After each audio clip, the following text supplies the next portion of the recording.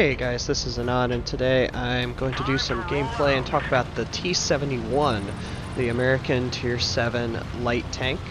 This is a tank I was really bullish on when I was first previewing the T57 line when it came out a few months ago.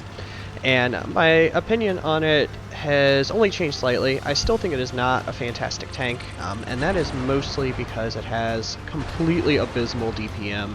1600 DPM is completely horrible. There's just no way to sugarcoat that. But there are some real advantages to it, and I'm actually pretty excited because Update 3.5 is bringing a buff to the DPM of over 200, which is quite a bit better. It's still not fantastic, but it's at least much more in the comparable range, and I think that, along with the attributes that it does bring, makes it far more competitive than it probably has been, especially in late game scenarios when you find yourself against multiple tanks and need to carry. There's really no substitute at that point for being able to dish out some damage, especially when you have no armor. So yeah, absolutely. So this is a battle that was actually on my Twitch stream, and it was basically, we were talking about this tank and everyone wanted to kind of see how I personally feel like it should be played. And light tanks, I feel, can take a lot of different roles. For some people, it's an aggressive scout where you can go up and spot and run away, or run up in spots and keep them lit up. And for others, it's more of an edge worker, which is where I fall. For me personally, I think Blitz has too small of maps to really be an aggressive spotter. I have no problems being a passive spotter and go and kind of keep stuff spotted, but be able to back out and work in cover. But for me, this tank particularly has some pieces that make it just a fantastic sniper, and that's why I prefer to work more of the edges of the battle. I don't mind being spotted in it, but I want to make sure I have cover that I can always roll back and be safe. The one negative with this tank as a sniper is that low DPM, but the burst damage does help that a little bit, especially when you're sniping. When a tank rolls out and is available to shoot at, being able to do some burst damage and then get hidden again works really well in that sniping role. And the fact that this has APCR as its standard ammunition, I completely love, because it means you're just going to miss far fewer shots. And with also having pretty good dispersion and that burst damage, it's just a unique kind of setup that no other tank really has that perfect combination of for sniping. So that's why I really like to use it in that role. I don't mind spotting in it a little bit, like I said, because it does have that quickness, but it's got a fairly low hit point pool, and of course with the light tank, no armor, it's something that I want to use sparingly and be a little bit careful with. So this game in particular is doing exactly what I have pretty much been talking about and how I feel like I want to play this tank to be most successful. I'm moving around, I'm choosing a lot of different targets. I'm basically just taking what the red team is giving me. Whoever wants to roll out from cover, I can pop out and get 2 to 3 easy shots in and roll back, be safe, let that clip reload, because the clip reload on this is so long. If you're close to the enemy or or in a position where you don't have much cover, you're really a sitting duck. 15 seconds is pretty bad, and the buff is going to bring it down into that 12 and a half second reload, which with provisions and boosts should be even better than that. But still, it's just a long time to be exposed without being able to defend yourself with anything but speed. So I just want to go ahead and use that to the best of my abilities.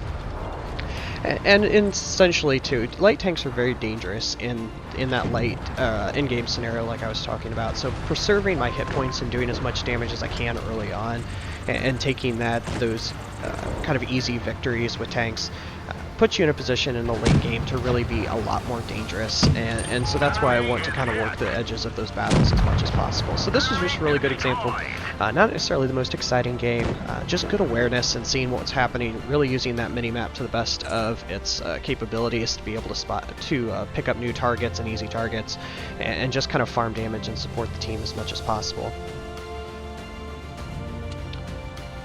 Okay, so we're going to move on now to a battle on Canyon, and this is going to have a little bit more aggression and I think use a little bit more separated tactics than that first battle necessarily showed, but still kind of using this tank how I feel like it should be played. So I've talked about it before in other videos, and I'll continue saying I always am going to roll up into the center Pretty much the only time I don't is in a TD with bad gun depression. I'll even take heavies up here because I feel like on this map right now, the way the meta is lined up, if your team doesn't have at least one tank in this center, you're going to be fighting an uphill battle. So when I poke up there, sometimes I will shoot at tanks when I spot them and sometimes I won't. It just kind of depends on the matchup. In a light tank, when I roll up there and have that good camo boost, I won't always take that shot because I can continue spotting, but sometimes I will. And that time I decided to go ahead and do it just because of, I don't know, I guess where I'd already seen the tanks lay out, I felt like I was going to be able to get away with it, but unfortunately took a shot in the process. Instantly have to turn on this LTTB because he is flying through, and that's a pretty dangerous tank to this tank, to the T71, because it doesn't have a clip. And also it could really ram the T71 for a lot of damage, but he clearly has no interest in fighting and just wanted to spot. I think that's a good example of not using a light tank the way I personally believe it should.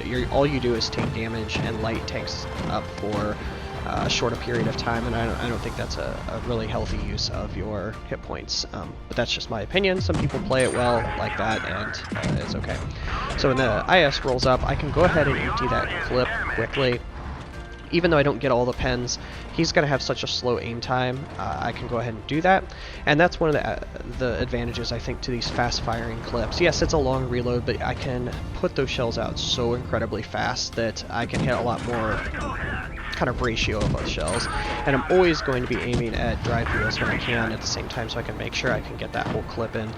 You're not using your DPM effectively if you can't get all 3 shots off. And so anytime I can do that, I want to. I don't necessarily want to trade that for taking a shot to fire those 3 shots, especially in a light tank that has as low hit point pool as this does. But it's something to kind of keep in mind, that you want to fire 3 as much as you can, as long as you're in a safe situation. And shooting those drive wheels is always going to give you a better possibility to do that. So I'm just playing the early parts of this battle exactly how I was talking about in the one before this. I'm just trying to take what they give me and deal as much damage as I can. But by staying in the center, I'm also keeping all these tanks on our left side spotted. If I wasn't here, we wouldn't be able to see them very effectively, and they'd be able to snipe into our team quite a bit easier. Okay, so now that Nashorn is spotted and then fell, based on where my team is and where the opposing team is on the other side, I just decided to go ahead and push through, partially to go ahead and get rid of this dangerous tank, but it also, I have an easy path now to the flank, because they've all kind of pushed down into that corner, and I can see that my team is going to fall at this point. We have got 2 at 1 shot and another that's not doing particularly well either.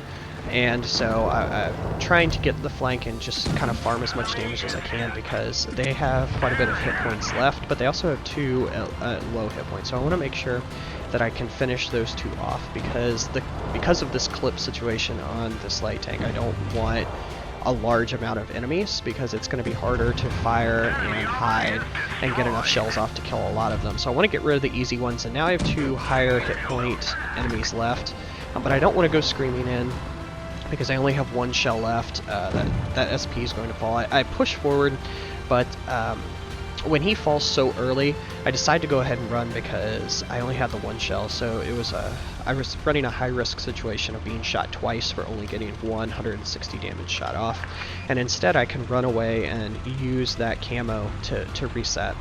I turn around at this point because I know I'm unspotted again.